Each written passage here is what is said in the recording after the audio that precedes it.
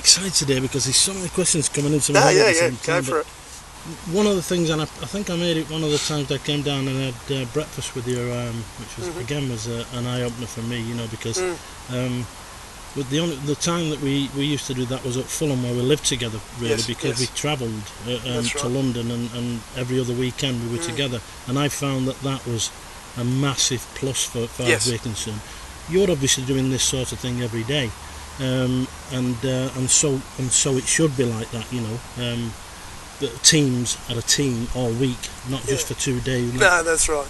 And then the playing day, which was difficult from a coach's point of view, because you had to trust the players in a way. Sure. To get to the fitness levels that you might want them to get if you had them every day. Yeah. So you did have a lot of trust in the players. But just looking back on your teams, I mean, you've done a phenomenal job here.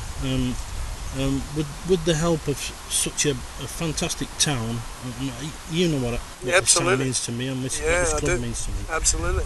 I say it every time I come, and I mean it every word. I dream about it, and it comes out all the time. But the board, the facilities they've got here with the Chester University, the council, everybody's involved in the town. Absolutely. And very often, if I've got a chance, I'll sort of, I don't do social media very much, but if I've got a chance to say to people from Warrington, come and watch us, this is what you want. This is what you want in the town. People are doing it for you. You come and watch them. There's lots of people that are not coming, and they won't believe it when they come. No, our game's a bit like that, but I think particularly with the atmosphere that we produce at Warrington as well, I think we've got a fantastic crowd. We can laugh at ourselves at times. We've got humility. I think we're respectful of our opponents whilst being competitive, and both on and off the field. I think we're pretty good at that. But we've gone from being on the fringes of the finals area for a number of years to being talked about as one of the big teams here now. And that was part of our ambition, to be one of the big teams. We probably hadn't been also for a while. You're right. But the one thing that success, you've got to follow success, haven't you? You sort of it pulls you down a little bit sometimes. Your early success can actually hold you back a little bit, because expectancy is there. Sure. And no more than supporters, they don't. Yeah. To be fair, a lot of them don't understand what goes on during the week and what's going on in your mind and that sort of thing. And once you get them all ready on the Sunday, or the Saturday, or the Thursday, or the Friday now as the Sky, that's right. That's your job done. It's very, very different than when I was coaching, at probably a lower level anyway. But we sort of, it was a very much an impact thing. It was the dressing room, and that's where you practically did your job, because the time that we had together, minimal, very small, and whereas you could be doing your team talk for 5 or 6 days, we were taken for 1 day, and we had to make that impression that particular day. Unfortunately, that timing of things, people get fed up with it. The same thing. And people used to say to me, I would never ever get near Jack Gibson. Yes, yeah. And I went there.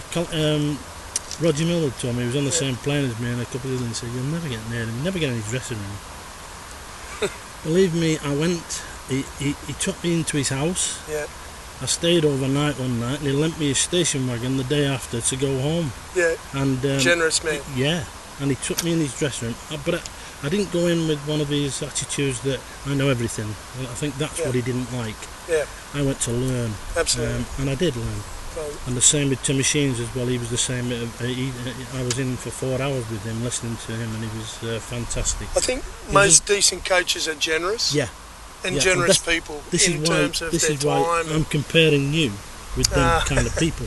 Well, thank you. To me, and I don't just say this because you're here. I never tell lies. That we're absolutely delighted to get probably one of the persons that I would have picked from the Australian game as a must for a Warrington as a Warrington player, and that's Kurt. I mean, Kurt's been sensational. And even though on a couple of occasions he's not played, I think his influence, having been there previously, and said things that he might say, and even though he's kicking goals, he can go back and tell people, and then go and kick his goal. And Chris obviously is Chris Hill has done a great job, and I mean, I watched him when he was a kid over at Lee, and I never imagined he'd be as good as he is now.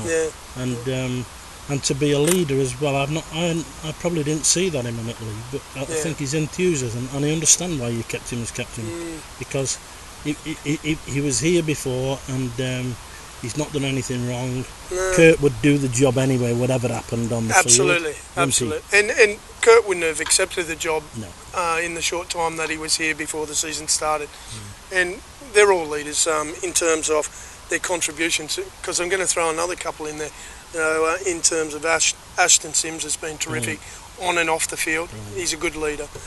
Stephen Ratchford, young Ben Curry is a good leader, and he's only just turned 22 a couple of days ago. So we got and a number of other people who contribute as well in their own way. And Ben himself.